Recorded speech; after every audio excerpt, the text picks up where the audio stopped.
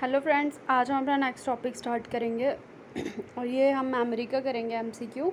इससे पहले हमने इंटेलिजेंस के एमसीक्यू किए थे 2013 से लेके 2018 तक के। तो अब हम मेमोरी के स्टार्ट करते हैं। इससे आपको ये पता लगेगा कि हर साल मेमोरी में से कितने क्वेश्चन आते हैं और ये टोटल 65 क्वेश्चन हैं जो आपको लास्ट 2013 से लेके 18 तक पूछे गए हैं। आप एस्टिमेट लगा सकते हो कि कितने कितने नंबर की आपका मेमोरी आता है। ठीक है, तो चलो हम अपना स्टार्ट करते हैं। और जो इसकी पीडीएफ आपको नीचे और इसके आंसर का अलग से डिस्क्रिप्शन बॉक्स में मिल जाएगा, और बाकी भी जितनी सारी वीडियोस हैं उन सब के नोट्स वगैरह डिस्क्रिप्शन बॉक्स में अवेलेबल हैं। अब आ गया सबसे पहले क्वेश्चन आ गया, Ruchi remember that when she was 8 year old she was whimsical this memory of Ruchi is called. ये उसकी कौन सी मेमोरी है, इसको आप क्या बोलोगे? तो इसको आप एपिसोडिक मेमोरी बोलोगे। ठीक है, सेकंड क्वेश्चन आ गया आपका, ये रहा सेकंड क्वेश्चन। सेकंड आ गया, ये मैच द फॉलोइंग है, semantic memory, priming, episodic memory, procedural memory. तो इसको अब मैच द फॉलोइंग में आ गया। इसका क्या आ जाएगा आपका आंसर?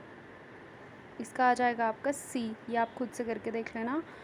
सबसे पहले आ गया सिमेंटिक मेमोरी। सिमेंटिक क्या हो गई? आपकी जनरल नॉलेज की जो फैक्ट के बारे में जो मेमोरी है वो आ गई।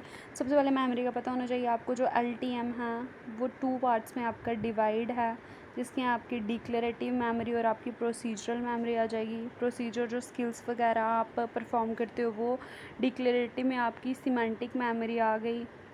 आपकी एपिसोडिक मेमोरी आ गई। ये आपकी कॉन्शियस मेमोरी है, ये आपकी अनकॉन्शियस मेमोरी है। ठीक है, तो इस तरीके आपको लर्न करना है। इसका क्या आ गया आंसर? सी। नेक्स्ट क्वेश्चन आ गया आपका 9th, और इसमें क्या बोल रहे हैं, a subject is presented 4 nonsense labels 1 by 1 each for 2 seconds. After presentation of the 4 item, the subject is asked to count backward aloud by threes from some number for 15 seconds, and after that he or she is asked to recall the nonsense syllabus. What memory storage is being measured in this experiment. ठीक है, तो इसमें कौन सी आपकी experiment में कौन सी memory measure हो रही है आपकी? ये हो रही है आपकी शॉर्ट टर्म मेमोरी, क्योंकि 15 सेकंड्स के लिए बोला है। तो जो आपकी शॉर्ट टर्म मेमोरी है वो 50 सेकंड्स के लिए होती है। ठीक है, उससे कम नहीं होगी, और उससे ज़्यादा होगी तो एलटीएम हो जाएगी फिर वो।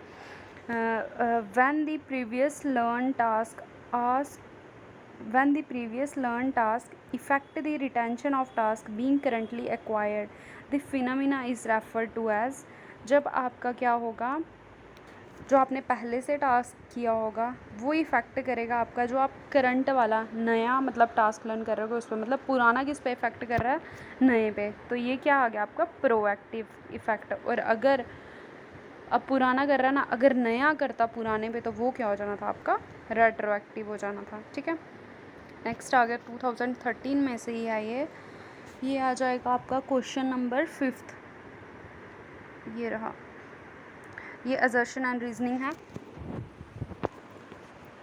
Memory for autobiographical information and for life experience is called autobiographical memory.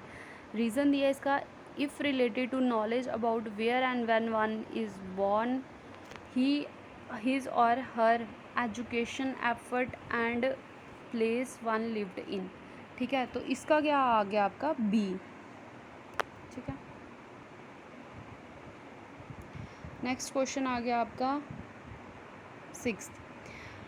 Neural network model of memory suggest that. जो न्यूरल नेटवर्क मॉडल है आपका मेमोरी का वो क्या सजेस्ट करता है आपको? Interconnectedness of neural unit. ठीक है, इन्फॉर्मेशन इज़ प्रोसेस्ड क्विकली, ये भी ठीक है। Information in memory is not located in specific part of brain, ये भी ठीक है, और ये मैंने अलग से आपको करवाया भी है। नेक्स्ट आ गया आपका मैच द फॉलोइंग। इसमें आपको क्या पूछा है इन्होंने? ये रहा, इसका मैं आपको ऐसे आंसर बता देती हूँ, इसको आप मैच कर लेना। Method of Loki elaboration, mnemonics, associative network, reduce mnemonic. अब इसका अगले पेज पे आ रहा था पर इसका आंसर बी है। ठीक है, 7th का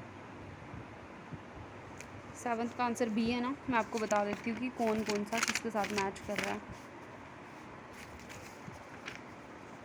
इसका आ गया, पहले का आ जाएगा आपका 3,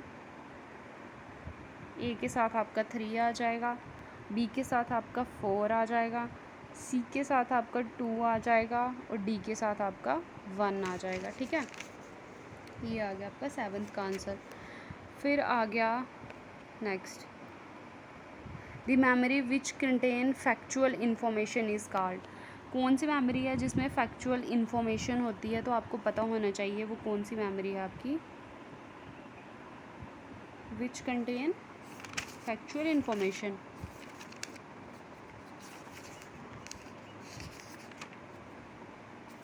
डिक्लेरेटिव मेमोरी।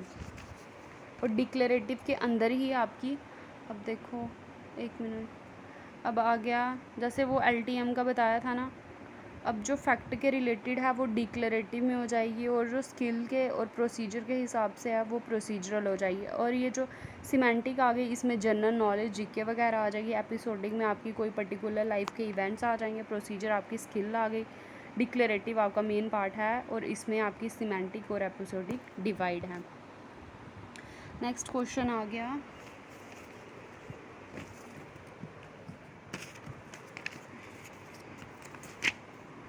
ये था आपका 55। अब आ गया 4th, हैविंग सीन और hear a stimulus once may facilitate our recognition it on a later occasion even if we are not aware that this is happening. This phenomena is known as, इसको हम क्या बोलते हैं, इसको बोलते हैं हम प्राइमिंग। ठीक है, नेक्स्ट क्वेश्चन आ गया आपका। अब अगर मैं इनको एक्सप्लेन करूँगी ना तो 65 ये वीडियो 2-3 घंटे की बन जाएगी, तो अब मैं सीधा सीधा बता रही हूँ, तो ये सिंपल ही कंसेप्ट है, जिसने मेमोरी पढ़ी होगी उसको पता ही होगा। अब आ गया नेक्स्ट, मैच द फॉलोइंग है 21, इसका आंसर है आपका ए।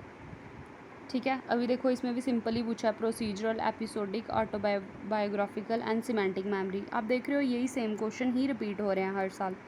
उसके बाद आ गया आपका 22, विच of the following strategy is not help improving memory. अब कौन सी स्ट्रैटेजी है जो मेमोरी को इम्प्रूव करने के लिए हेल्प नहीं करती है, तो वो क्या आ गया आपका semantic memory, sorry C, 2, 3 and 4। ठीक है, which of the following strategy, ओहो मैं क्या बोल रही हूँ, which of the following strategy do not help improve memory, वो है मास लर्निंग, क्योंकि निमोनिक से भी आपकी मेमोरी इम्प्रूव होती है और मिनिमाइज इंटरफेरेंस से भी और इलेबोरेटिव रिहर्सल से भी। अब आ गया 23, एक्सप्लिक्ट और declarative memory consist of which of the following. ठीक है, तो ये आ गया आपका एपिसोडिक, सिमेंटिक एंड ऑटोबायोग्राफिकल। अभी बताया था मैंने आपको एक्सप्लिक्ट या फिर फैक्ट वाली मेमोरी वो कौन सी हो गई, या कॉन्शियस मेमोरी हमारी डिक्लेरेटिव मेमोरी होती है। अब नेक्स्ट क्वेश्चन आ गया इसके बाद 25, ये रहा, मैच द फॉलोइंग है, इसका क्या आ गया आपका, इसका आपका आंसर ए बता देती हूँ ना, ये रहा है। सबसे पहले आ गया आपका converting information from temporary to more permanent memory and spatial memory, तो उसको हम क्या बोलेंगे, वो क्या आपका हिप्पोकैम्पस हेल्प करता है। वर्किंग मेमोरी आपकी किस में आ जाएगी, वर्किंग मेमोरी आ गई आपकी फ्रंटल लूप में, और सिमेंटिक मेमोरी किस में आ जाएगी आपकी टेम्परल लूप में, और अल्जाइमर डिजीज़ कब होगा, न्यूरोफाइब्रल टेंगल्स में। ठीक है, तो कौन सी वर्किंग मेमोरी, सिमेंटिक मेमोरी, और जब हमारी ये आ गई टेम्परेरी से परमानेंट में जाती है तो कौन सा पार्ट रिस्पॉन्सिबल है, ये भी यहाँ से याद रखना। नेक्स्ट आ गया आपका क्वेश्चन नंबर 26, ये तो कंप्लीट ही नहीं आया। अच्छा, which of the following part of the brain are related to the recognition of face expression of emotion, facial expression of emotion, तो ये कौन सा आपका आंसर बता देती हूँ मैं आपको, इसका है प्रीफ्रंटल कॉर्टेक्स। ठीक है, 26। अब आ गया आपका 34, memory can be distorted by being influenced by the individual expectation rather than what was actually happened. This is termed as confirmation bias। ये आपका सोशल साइकोलॉजी में भी आ सकता है, बट इसमें क्योंकि ये मेमोरी के रिलेटेड पूछा था इसलिए मैंने इस क्वेश्चन को इसमें कंसीडर किया। नेक्स्ट आ गया आपका 6th question, which set of processing is involve in storing of information in LTM। कौन कौन सा आपका प्रोसेस है LTM के लिए जो रिस्पॉन्सिबल है, वो आपका आ गया लॉन्ग टर्म पोटेंशियल, चंकिंग, कंसोलिडिफिकेशन। कंसोलिडिफिकेशन आपका LTM से नहीं, आपका टेम्पररी से क्या होता है जब हम मोर परमानेंट करते हैं, वो है, ठीक है। इसका आ गया ये monitoring, chunking, LTP and monitoring. Next आ गया 6th के बाद आ गया आपका question number 15, assertion and reasoning है। In a memory experiment, participants were found to use both verbal and visual encoding while performing the given task. Episodic buffer, a component of working memory, is used to integrate and to store briefly the information from phonological loop and visuospatial sketch pad। तो इसका क्या आ गया आपका A, क्योंकि इसकी correct reason है, ठीक है। 16 आ गया आपका, put the steps into involve in observation learning. अच्छा ये लर्निंग का है, चलो इसको आप खुद से करना, लर्निंग है ना, पर मैं फिर भी बता देती हूँ। लर्निंग का जो आपकी बंडूरा की लर्निंग थी, उन्होंने बताया था ना कि कैसे कैसे है इसका। तो सबसे पहले क्या हम करेंगे, सबसे पहले आ गया आपका अटेंशन, फिर रिटेंशन, अटेंशन रिटेंशन, फिर आ गया आपका रिप्रोडक्शन, फिर आ गया मोटिवेशन। तो इसका C, बट ये मेमोरी का नहीं था, ठीक है। अब नेक्स्ट क्वेश्चन आ गया आपका, which set of the following condition indicate failure in recognition, ठीक है। फेलियर इन रिकॉग्निशन में कौन रिस्पॉन्सिबल है आपका,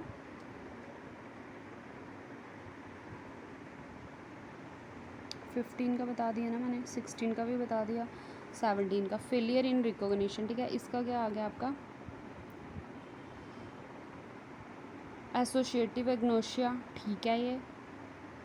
फिर आ गया उसके बाद आपका, ये नहीं है, प्रोसोफोग्नोसिस। इसमें क्या होता है, फेस को हम डिटेक्ट नहीं कर पाते हैं, भूल जाता है हमें, प्योर एलेक्सिया, ठीक है। इसका आ गया C। अब नेक्स्ट आ गया, arrange the following stages of memory in order of their occurrence, ठीक है। तो इसका क्या आ जाएगा आपका, ये क्वेश्चन आप खुद से भी कर सकते हो रोक रोक के, ज़्यादा मज़ा आएगा अगर खुद से करोगे तो। सबसे पहले क्या आ गया आपका, सेलेक्टिव अटेंशन होगी, फिर आपकी सेंसरी रजिस्टर आएगा, फिर चंकिंग होगी, फिर इलेबोरेटिव रिहर्सल होगा, फिर क्या हो जाएगा, कंसोलिडिफिकेशन हो जाएगी, वो क्या LTM में चली जाएगी। तो इसका आ गया A। नेक्स्ट आ गया आपका 33,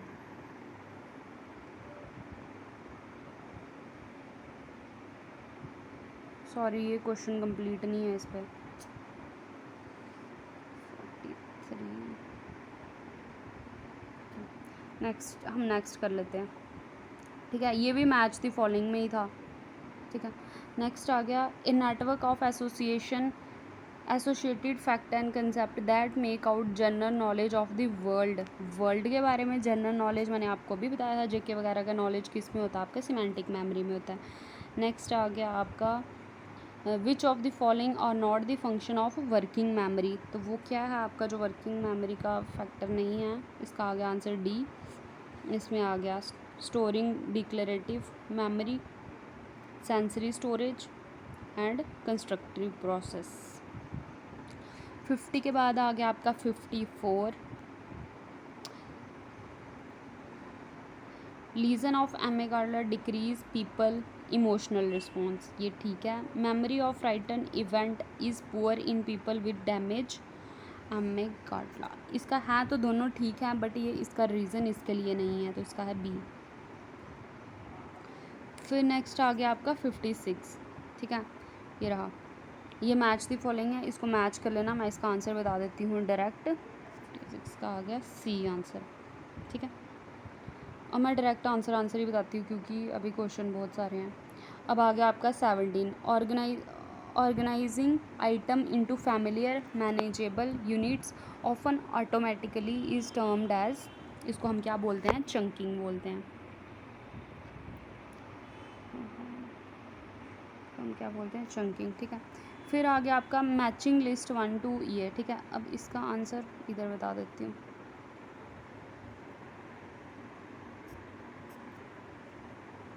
इसका आंसर आ गया आपका सी, ठीक है। ये सिंपल मैच ही है, देखो इसको बड़ी बड़ी रिपीट करके पूछा हुआ है, यही एपिसोडिक, सिमेंटिक, ऑटोबायोग्राफिकल और प्रोसीजरल मेमोरी। फिर आ गया आपका 21, which of the following are true और short term memory. Short term memory के बारे में ट्रू क्या है आपका, शॉर्ट टर्म मेमोरी में क्या होता है ना आपका, जो इसका है ये ब्रीफ स्टोरेज ऑफ इंफॉर्मेशन।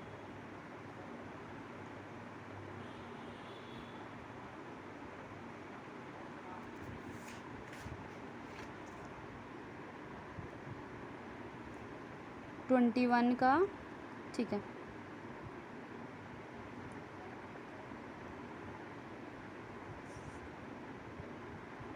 एक मिनट, 17 का किया ना हमने, 18 का भी कर लिया, फिर 20,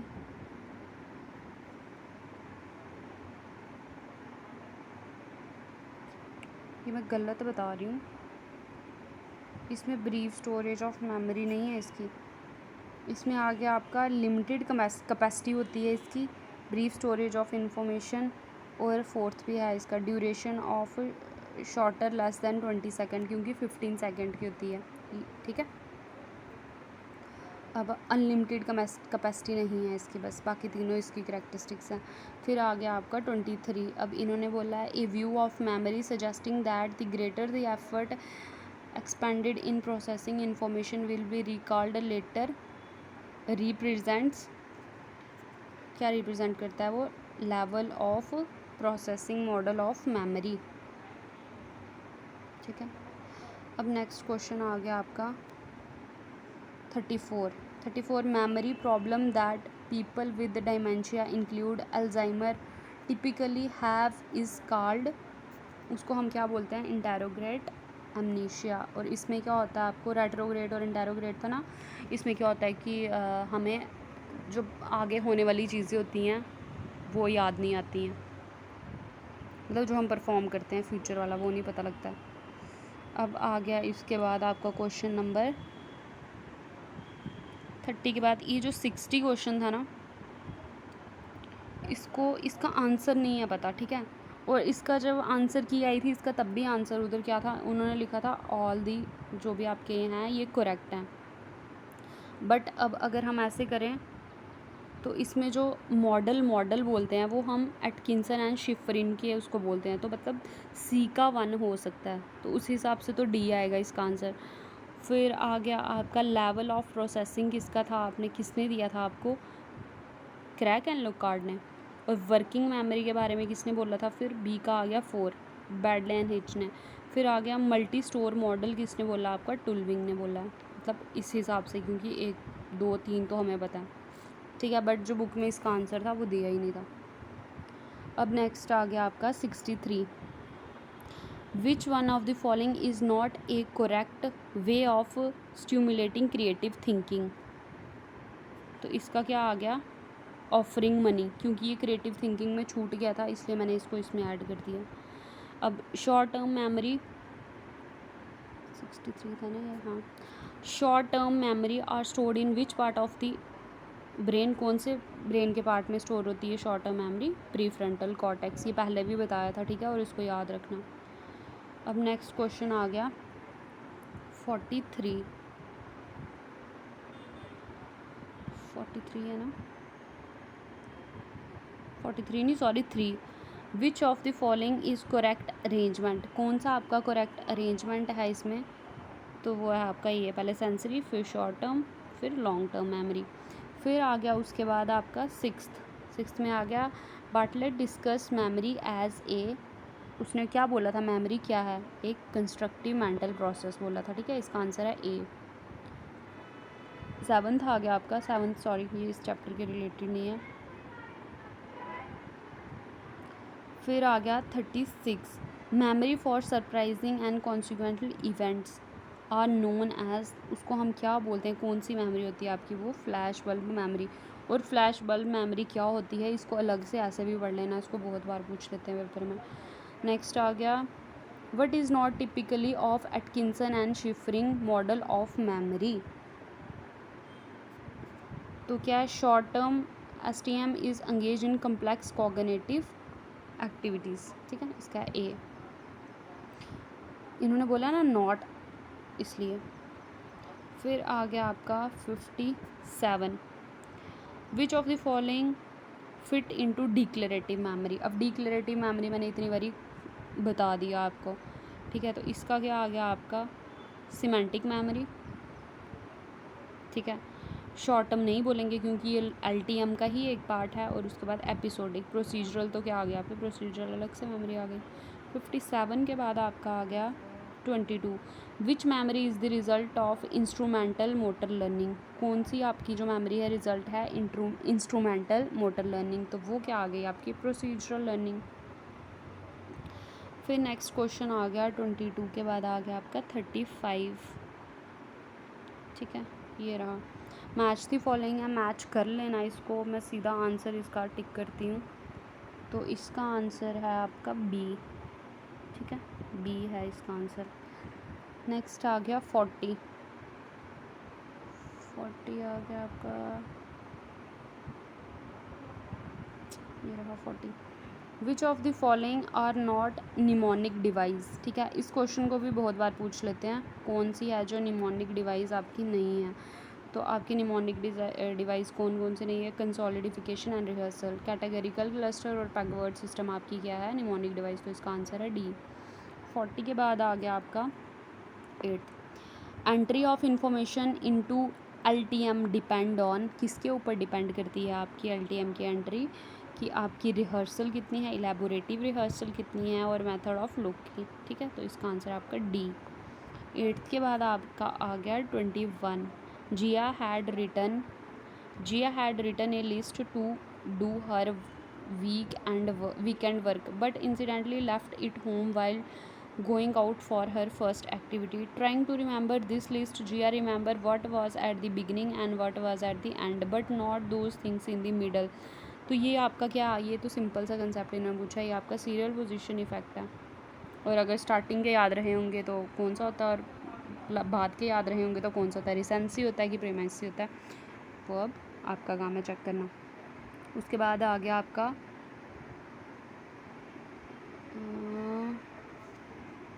ये था हमारा 21। अब आ गया हमारा 51 क्या है, मैच दी फॉलोइंग है, फिर से वही सिंपल सा पूछा, बट इनकी जो डेफिनेशन साथ में दी है इसको पढ़ लेना क्योंकि इसमें बड़ी सारी इन्फॉर्मेशन दी होती है इन्होंने। तो इसका आंसर है डी, ठीक है, इसका आंसर आ गया आपका डी।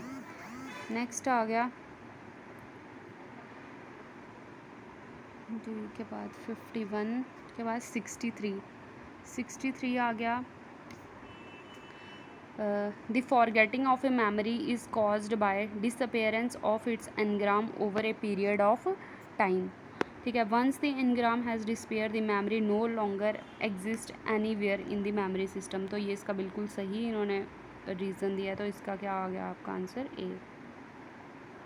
नेक्स्ट आ गया आपका 7th, इन्होंने बोला which of the following is a correct arrange, तो encoding storage retrieval B. Next question आ गया आपका 22, इसका ये मैंने नीचे ही आंसर दे रखा है, ठीक है, ये दिया इसका आंसर। फिर 37 आ गया आपका, 37 आ गया, क्या बोला इन्होंने, information is transfer from STM और LTM, information maintain in the rehearsal buffer is prevented from decaying in STM। हाँ, तो ये दोनों ठीक हैं, बट ये इसका सही एक्सप्लेनेशन नहीं है फर्स्ट का, तो इसका क्या आ गया बी। उसके बाद आ गया आपका 24 क्या इन्होंने बोला, ये भी मैच दी फॉलोइंग है। अब किसने लुईन ने क्या बोला है, बार्टलेट ने क्या बोला है, मुर्रे ने क्या बोला है, इबिंगॉस ने क्या बोला है, ये आपको पता होना चाहिए। और इन लोगों ने और भी क्या क्या कंसेप्ट दिए हैं ये भी पता होना चाहिए, ठीक है। तो इसका आंसर क्या आ गया, 24 का आंसर है डी, इसको मैच कर लेना। नेक्स्ट आ गया आपका 61 आ गया, the model of memory most frequently cited consist of STM which serves as gateway to LTM. This model was propounded by, ये मॉडल किसने दिया था आपका, तो ये दिया था एटकिंसन एंड शिफ्रिन ने। मॉडल भी बोलते हैं हम इसको, ठीक है। अब आ गया 8th क्वेश्चन आ गया आपका, Geeta study for sociology exam and then study for psychology. पहले सोशोलॉजी फिर psychology. Certain concept and theories are similar in psychology and sociology, दोनों की कुछ सेम थी। While taking sociology exam she find that she keep getting confused with psychology, ठीक है। तो पहले उसने सोशोलॉजी की, मतलब पहला किया, और साइकोलॉजी की बाद में। तो पुराना क्या हो गया, सोशोलॉजी, और नया क्या हो गया, साइकोलॉजी। तो जब वो पुराना एग्ज़ाम दे रही थी तो उसको नई चीज़ें क्या कर रही थी, इंटरफेयर कर रही थी। तो वो क्या आ गया आपका, रेट्रोएक्टिव इंटरफेरेंस। अब आ गया आपका short term memory hold information for, कितनी देर के लिए इन्फॉर्मेशन होल्ड करती है वो, पहले भी बताया मैंने आपको, 30 सेकेंड और लेस। सॉरी, मैंने पहले कहीं 15 तो नहीं बोल दिया आपको, 30 सेकेंड है या फिर उससे कम।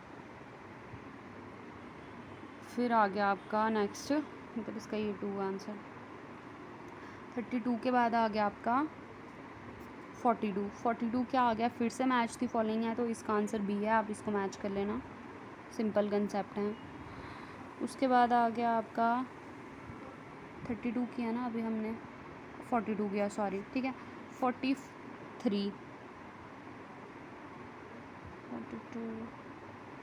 Information in short term memory enter long term memory, किसके थ्रू आती है वो, ये सामने ही बता, इलेबोरेटिव रिहर्सल के थ्रू, ठीक है। अब आ गया उसके बाद आपका 2, ये भी मैच दी फॉलोइंग दिया हुआ है, और इसका आंसर क्या है, 2 का आंसर है आपका बी, ठीक है। अब आ गया 21, analogical reasoning consist of the following process, कौन कौन सा प्रोसेस है ये भी याद रखना। इसका आ गया आपका डी, ये सारे जितने भी प्रोसेस दिए हैं सबसे बनी है, ठीक है। Retrieval, mapping, elaboration, abstract, prediction, और एक में इसको अरेंज करने के लिए बोला था। अब इसको अरेंज करके देखना कि पहले, सबसे पहले क्या आता है, बाद में क्या आता है, और उसके बाद क्या आता है। सबसे पहले शायद रिट्राइवल है, फिर मैपिंग है, इस तरीके से, ठीक है। उसके बाद आ गया आपका 54, which one of the following is not a mnemonic device, कौन सी इसमें निमोनिक डिवाइस नहीं है, तो वो क्या है आपका मेथड ऑफ रीइंफोर्समेंट, ठीक है। नेक्स्ट क्वेश्चन आ गया आपका 54 के बाद आ गया आपका 5th क्वेश्चन, ये भी मैच द फॉलोइंग दिया है। अब मैच मैं इसलिए नहीं बोल रही क्योंकि हर बारी यही सेम चीज़ें रिपीट है। तो 5th का आ गया आपका आंसर डी, ठीक है। 5th के बाद आ गया आपका 56, test of declarative memory are termed as dash test, whereas test of non declarative memory are termed as dash test. तो डिक्लेरेटिव मेमोरी के टेस्ट हम क्या बोलते हैं, एक्सप्लिक्ट बोलते हैं हम उनको, और जो डिक्लेरेटिव नहीं है वो इम्प्लिक्ट हैं। तो इसका आंसर डी है। और ये जो डिक्लेरेटिव, ठीक है, इम्प्लिक्ट एंड कॉन्शियस भी बोलते हैं, और इम्प्लिक्ट अनकॉन्शियस भी बोलते हैं, ठीक है। अब आ गया आपका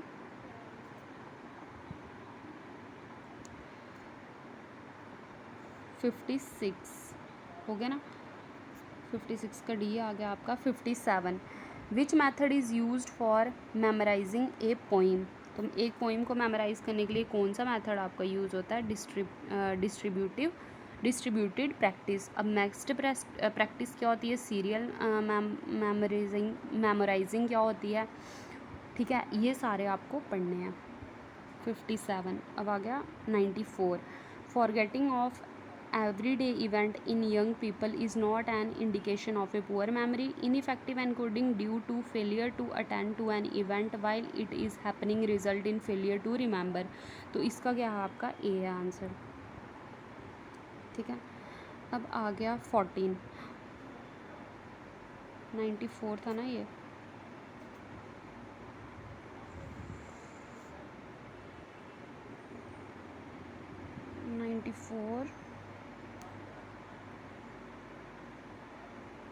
ठीक है।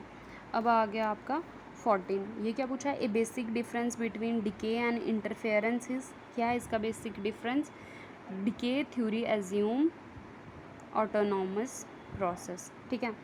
अब उसके बाद आ गया आपका 26, we recall information accurately if it is processed at deep level rather than shallow level, ठीक है। processing at deep level involve elaboration and distinctiveness, तो इसका ये बिल्कुल सही एक्सप्लेनेशन है, इसका आंसर आ गया ए। अब आ गया आपका 32 का आ गया आपका which of the following are associated with haptic memory. यार एक मिनट, हैप्टिक मेमोरी 32, इसका क्या आ गया आपका डी, ये रहा डी। अब आ गया 61, which of the following are correct according to level of processing. 61 का आ गया आपका सी, ठीक है। तो अगर ये वीडियो अच्छी लगी तो लाइक करें, चैनल को सब्सक्राइब करें और कमेंट भी करें, कोई डाउट है तो पूछ भी सकते हो। और सॉरी बीच में मेरे को चिल्लाने के लिए। Thank you.